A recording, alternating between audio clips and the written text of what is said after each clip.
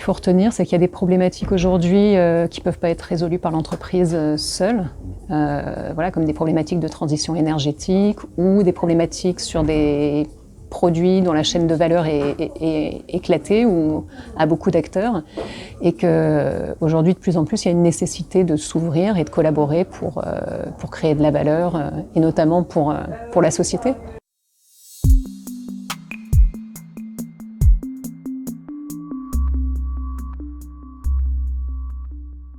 C'est 8 secteurs que je vais compléter pour structurer mon Living Lab à travers une méthodologie qui se fait en trois phases. La première, c'est un audit territorial.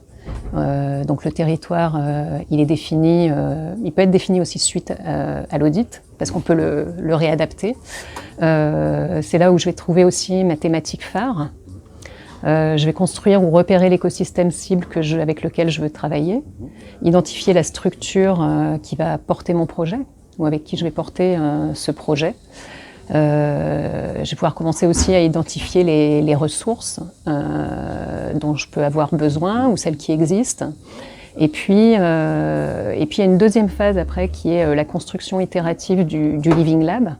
Alors d'abord, je dirais de manière conceptuelle, puis je vais aller le tester avec mon partenaire privilégié, puis je vais le retester après, une fois qu'on sera d'accord, avec d'autres partenaires, jusqu'à pouvoir créer une première action pilote. Et à ce moment-là, au fur et à mesure, je vais compléter ma roue à travers...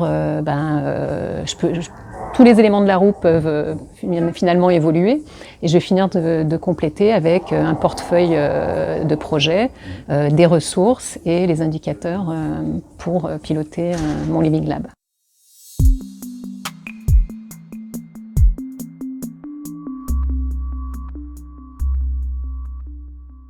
Alors ce que je retiens comme expérience, c'est justement la force, la puissance de la gestion de projets, on va dire inspirée des méthodes Lean Startup, agiles, ce qu'on appelle aussi l'approche effectuelle, qui est très différente de ce que moi j'ai vécu jusque-là, qui est la gestion de projet traditionnelle, où on a déjà une stratégie, des plans d'action, des ressources et on déroule.